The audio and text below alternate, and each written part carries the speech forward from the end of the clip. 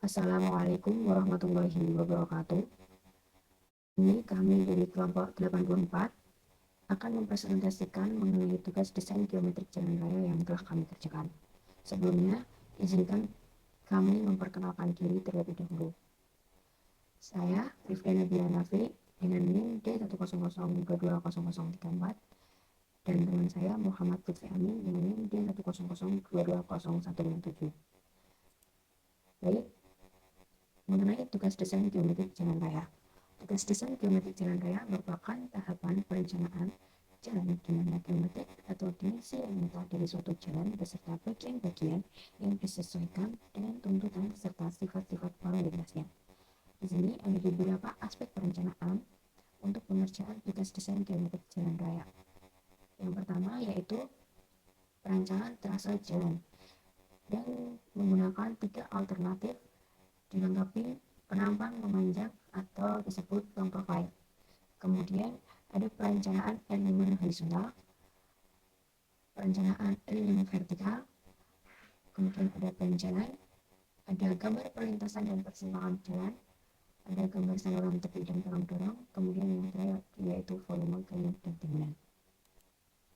Baik, untuk tujuan tugas desain geometrik jalan raya sendiri yaitu agar mahasiswa dan mahasiswi Teknik Sipil Universitas Muhammadiyah Surakarta dapat merencanakan suatu jalan berdasarkan persyaratan yang berlaku, sehingga menghasilkan efisiensi keamanan dan kenyamanan yang optimal dalam jalan raya. Baik, untuk tugas desain geometrik jalan raya sendiri kita mendapatkan soal dengan peta yang yaitu peta 9, di mana peta 9 ini kita dapat merencanakan geometri jalan rayanya di lokasi di luar kota, kemudian lokasi jalan yang dapat kita ambil yaitu dari titik F ke titik K sampai titik A. Kemudian untuk skala peta sendiri kita dapat menggunakan skala 1/40.000. Kemudian panjang jalan dapat menyesuaikan peta dan skala. Kemudian fungsi jalan sendiri yaitu korektor, klasifikasi medan menyesuaikan identifikasi peta topografi. Yang terakhir yaitu VLR, di mana VLR sendiri kita dapatkan 30.000 sampai 50.000 per hari. Baik, untuk tahap pengerjaannya kita menggunakan acuan dari pedoman desain geometri jalan raya. Dimana yang pertama kita tentukan terlebih dahulu lingkup desain dengan kriteria desain dari suatu jalan yang akan kita rencanakan. Kemudian dapat kita rencanakan desain elemen horizontal yang dilanjut oleh desain elemen vertikal, kemudian desain penambangan lintang jalan, desain geometrik jalan pada bangunan pelengkap jalan, desain pelengkap jalan, dan yang terakhir itu desain teknik dari jalan geometrik jalan. Jadi, yang pertama yang perlu kita lakukan yaitu menentukan kriteria desain. Di sini ada beberapa kriteria desain yang perlu kita tentukan, di mana kita dapat menentukannya dengan acuan tapi yang ada pada buku pedoman desain geometrik jalan raya. Di sini kita sudah mendapatkan beberapa kriteria desain untuk perancangan jalan raya yang akan kita buat dari titik D sampai ruas jalan. Selain itu kita juga menemukan kriteria desain jalan lainnya. Dan yang kita lihat di sini beberapa kriteria yang perlu kita perhatikan. Dan di sini juga kita mendapatkan kriteria tersebut dari acuan tabel pada buku pedoman geometrik jalan raya dan tabel 5.11 ini ataupun 5.20 ini untuk mempermudah kita merancang suatu jalan. Selanjutnya yaitu trase, di mana penentuan trase dapat kita gunakan untuk pembuatan grid. Nah, nantinya pembuatan grid ini menentukan data AX, yaitu batas atas dan batas bawah, di mana data AX ini nanti akan digunakan untuk acuan pembuatan long profile dan pelengkap lainnya. Di sini ada beberapa contoh perhitungan yang menggunakan AX. Yang pertama yaitu untuk penentuan interpolasi trase, di mana di sini kita dapat melihat menggunakan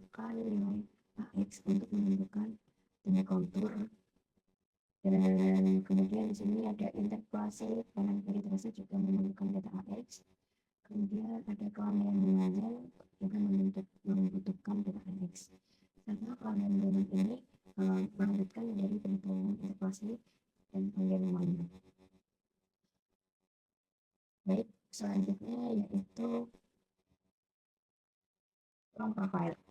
Long profile. Pada pembuatan long profile ini, kita memerlukan data STA, di mana STA itu stationing, kemudian kita memerlukan data EMTA, yaitu elevasi muka tanah asli, dan grid muka tanah asli. Dengan data tersebut dapat digunakan untuk menentukan ERMJ atau elevasi rencana muka jalan, di mana pembuatan ERMJ sendiri memiliki persyaratan yaitu ketinggian dan galian yang akan kita rencanakan nanti itu boleh lebih dari 3 meter. Di sini kami telah merencanakan sesuai dengan ketentuan, yaitu kita tidak melebihi dari persyaratan untuk galian dan timbunan ERMJ lebih dari 3 meter. Selanjutnya adalah azimut. Azimut sendiri adalah suatu sudut. Maka di pengerjaan desain geometrik pada kali ini, saya akan menjelaskan bagaimana cara untuk mendapatkan sudut azimut di berbagai TI pada kali ini. Nah, untuk mencari sudut yaitu dengan cara kita menarik garis vertikal, yaitu dengan cara kita mencari ujung garis ataupun pertemuan antara dua garis di trase. Lalu kita tarik ke atas 90 derajat ke atas. Lalu kita memakai perintah dal dan kita cari ujung-ujung antara garis vertikal dan horizontal, lalu kita tarik dan nanti muncullah angka di mana angka itu adalah sudut daripada garis vertikal dan juga horizontal. Nah, untuk garis yang di atas ini adalah garis koordinat, di mana garis koordinat merupakan koordinat antara titik X dan juga titik Y.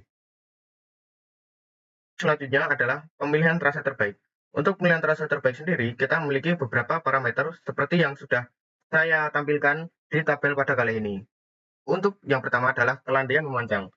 Untuk kelandaian memanjang sendiri, kita lihat di mana yang paling kecil persenannya. Maka kita dapati untuk trase 2 lah yang paling kecil, maka 1 poin untuk trase 2. Lalu, adapun kelandaian memanjang. Untuk kelandaian memanjang sendiri, sama seperti kelandaian melintang, yaitu kita cari persenan yang paling kecil, maka kita dapati di trase 3 lah yang paling kecil. Selanjutnya, alinyemen horizontal. Alinyemen horizontal sendiri, kita lihat di mana jumlah STA yang paling kecil. Maka kita dapati di trase 2 lah yang paling kecil, maka 1 poin lagi untuk di trase 2. Lalu, selanjutnya ada alinyemen vertikal. Alinyemen vertikal sendiri juga sama seperti alinyemen horizontal, yaitu kita cari STA yang paling kecil. Nah, karena di 3 trase ini sama, maka tiap trase mendapat 1 poin. Lalu jumlah galian. Untuk jumlah galian sendiri, kita cari yang paling kecil. Maka kita dapati di trase 2 yang paling kecil. Dan juga seterusnya, hingga kita lihat di total poin, kita mendapat di trase 2 sendiri mendapat poin yang paling besar, yaitu 4 keunggulan atau 4 poin, sehingga menjadi trase terbaik. Untuk apa mencari trase terbaik? Yaitu adalah fungsinya sebagai acuan kita untuk menggambarkan alinyemen vertikal, horizontal, dan juga cross-section. Untuk selanjutnya ada pemeriksaan koordinasi alinyemen. Apakah ada lengkung horizontal dan vertikal yang sepenuhnya tidak berada saling tumpang atau sepenuhnya tidak terpisah? Lalu, apakah ada lengkung cembung yang mengalami pandangan pengemudi sehingga laju lalu lintas setelah lengkung cembung itu tidak terlihat jelas? Lalu, apakah ada lengkung vertikal yang saling tumpang di mana kecepatan desain lingkungan vertikal dan horizontal berbeda yang ditandai dengan ketidakseimbangan lengkung? Lalu, apakah ada tikungan gabungan balik yang posisinya dekat dengan puncak lengkung vertikal cembung? Lalu, apakah ada tikungan gabungan balik yang bersamaan dengan lengkung vertikal cembung? Dan yang terakhir, apakah ada lengkung vertikal cembung yang tajam pada persimpangan atau perlintasan? Pemeriksaan koordinasi alinyemen tadi dapat menjadikan acuan apakah desain alinyemen vertikal dan horizontal kita dapat dikatakan sesuai seperti itu. Selanjutnya adalah pembuatan alinyemen vertikal dan horizontal. Di sini ada beberapa contoh penggambaran alinyemen vertikal dan horizontal yang telah kita buat. Baik, untuk selanjutnya yaitu pembuatan desain alinyemen horizontal. Untuk tahapan-tahapannya sebagai berikut. yaitu pertama terkait kriteria desain. Lalu ada peta, yaitu ada beberapa. Yang pertama, topografi, kawasan kota, tata guna lahan, geologi, dan sebaran populasi. Lalu selanjutnya ada desain suatu alinyemen horizontal.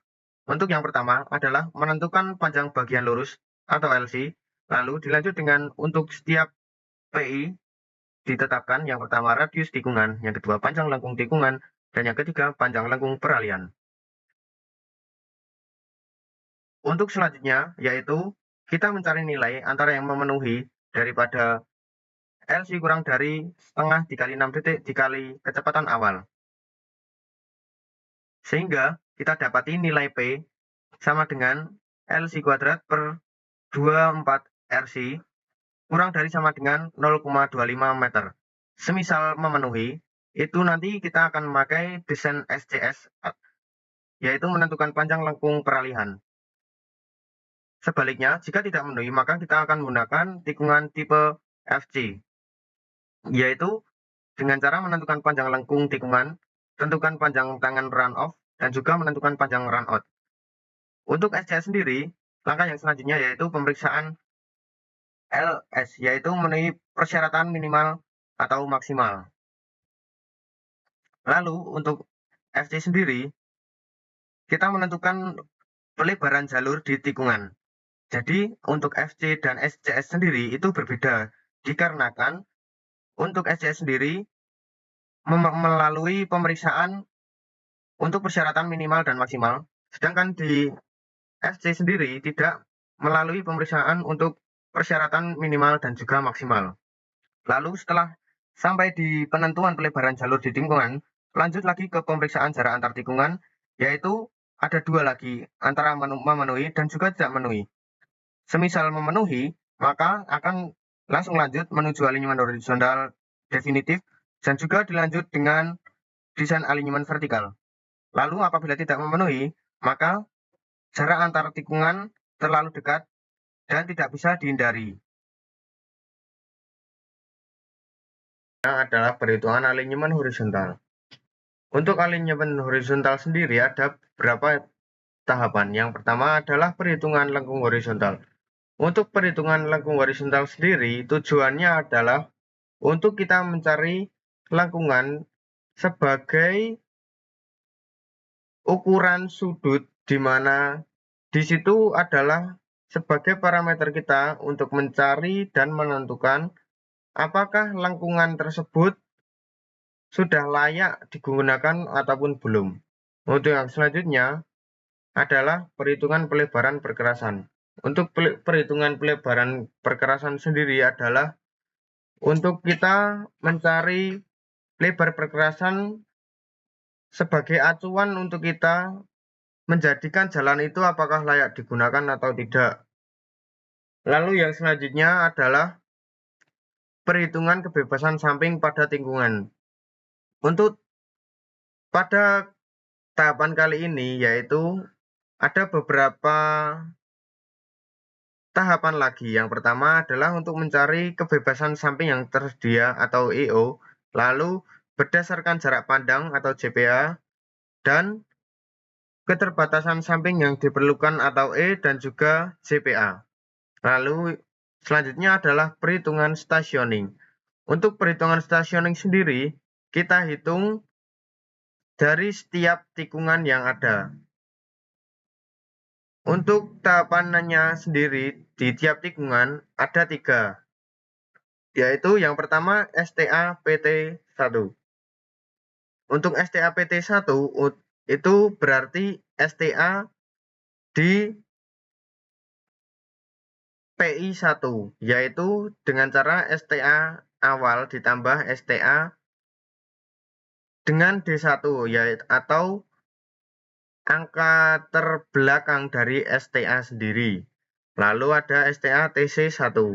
STA TC1 sendiri itu adalah STA TC di PI1. Nah, untuk di situ cara mencarinya adalah STA PI1 dikurangi dengan TC1. Lalu ada STA CT1, yaitu dengan cara mencari STA PI ditambah dengan TC1 seperti yang di atas. Tahapan yang selanjutnya adalah kontrol overlapping melengkung horizontal. Untuk kontrol overlapping sendiri adalah di setiap tikungan yang sudah direncanakan, jangan sampai terjadi overlapping dikarenakan menyebabkan tikungan tersebut tidak aman untuk digunakan sesuai dengan kecepatan rencana. Maka kontrol lapping sendiri itu adalah kita buat seminimal mungkin agar apa? Agar tidak terjadi tingkat kecelakaan di saat jalan itu sudah dibuat. Lalu untuk tahapan selanjutnya adalah panjang jalan. Untuk panjang jalan sendiri atau yang kita sebut stationing adalah memberikan nomor pada interval tertentu dari jarak awal pengerjaan. Di mana di situ terjadi beberapa komponen, yaitu yang pertama ada daerah lurus 1, daerah lurus 2, daerah lurus 3, 4, dan 5. Nah, untuk daerah-daerah sendiri ini itu menyesuaikan dengan jumlah PI kita. Selanjutnya yaitu pembuatan alinyemen vertikal. Pembuatan alinyemen vertikal ini dapat sesuai pada acuan buku pedoman jalan raya, di mana ada beberapa hal yang perlu kita perhatikan di sini dalam pembuatan alinyemen vertikal. Yang pertama yaitu kita dapat menentukan point verticalization atau PVI, atau yang sering kita sebut juga yaitu PPV. Di sini diusahakan dalam menentukan PPV kalian dan timbulannya itu berimbang. Setelah kita menentukan PPV atau PVI, kita periksa panjang kelandaran kritis ini melampaui atau tidak. Seperti itu, setelah kita periksa dan melampaui, dapat kita lanjutkan untuk menentukan desain lengkung vertikalnya. Desain lengkung vertikal ini ada dua, di mana ada desain lengkung vertikal jauh dan desain lengkung vertikal jauh. Setelah kita menentukan desain lengkung vertikal tersebut, kita periksa dengan yang ada pada buku pedoman. Nilai cekung harus lebih besar daripada nilai referensi.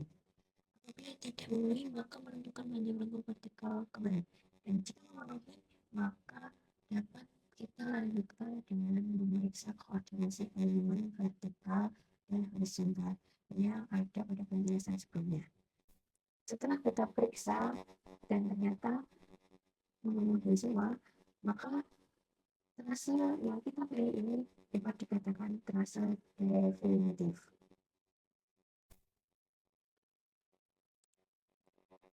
Baik, ini merupakan salah satu contoh perhitungan alinyemen vertikal cekung, di mana dalam perhitungan alinyemen vertikal cekung dan alinyemen vertikal cembung itu ada perbedaannya. Perbedaannya terletak pada penentuan nilai LV. Nilai LV sendiri itu ditentukan dari persyaratan-persyaratan yang ada, di mana perhitungan alinyemen vertikal cekung sendiri memiliki 4 persyaratan, sedangkan pada perhitungan alinyemen vertikal cembung hanya memiliki 3 persyaratan. Perbedaannya terdapat pada syarat kenyamanan pada alinyemen vertikal cekung. Setelah menentukan syarat-syarat kenyamanan,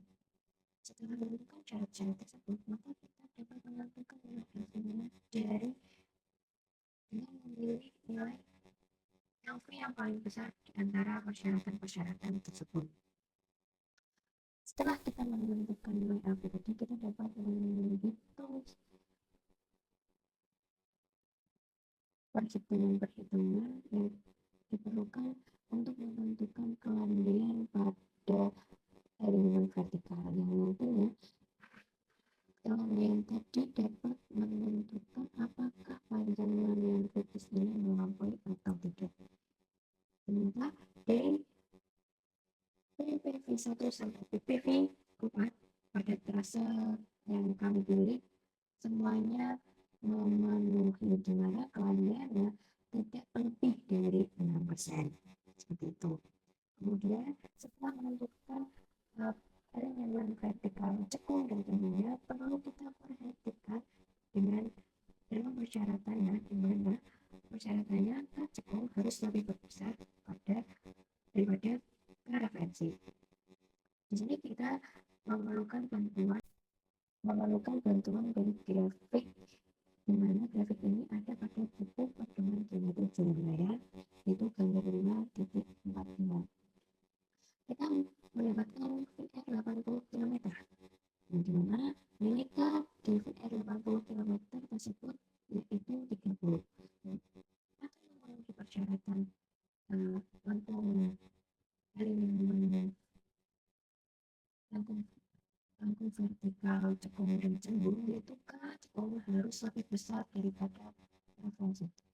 Di sini harus lebih dari nilai harus lebih dari 30, karena VR kita 80.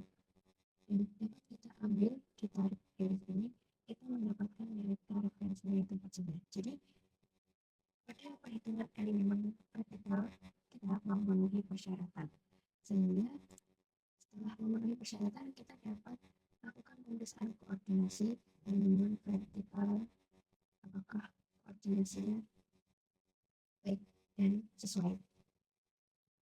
Dan ternyata ada pemeriksaan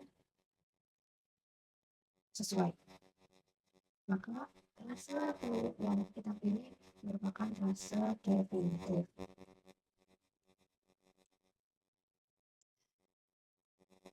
Setelah itu kita lanjut ke desain penampang melintang. Di sini ada salah satu contoh desain penampang melintang yang telah kami buat, di mana desain penampang melintang yang kami buat mengacu pada kriteria jalan yang telah kita tentukan tadi di awal, di mana ada kelebihan maksimal dan minimum, mungkin ada drainase, ada ruas jalan, ada dan lain-lain sebagainya. Ini adalah situasi jalan rencana. Situasi jalan rencana adalah penggambaran atau pengembangan gambar dari JS yang sudah kita buat. Untuk situasi jalan rencana merupakan gambaran real yang akan kita buat sebagai acuan dan juga patokan untuk kita ke depannya merealisasikan desain ke bentuk aslinya.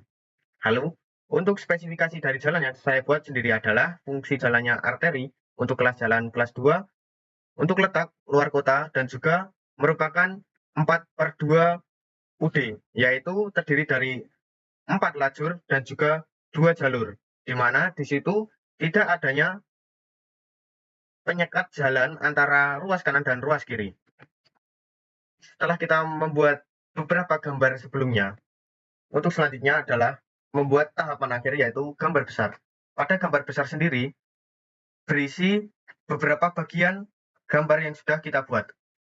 Pada kali ini saya membuat 2 gambar besar. Untuk gambar besar yang pertama berisi situasi jalan rencana, lalu gambar detail persimpangan kereta api, yang ketiga overlapping, yang keempat gambar alinyemen vertikal, yang kelima gambar penampang jalan, lalu yang keenam gambar alinyemen horizontal, dan yang ketujuh ada gambar sudut azimut trase 2.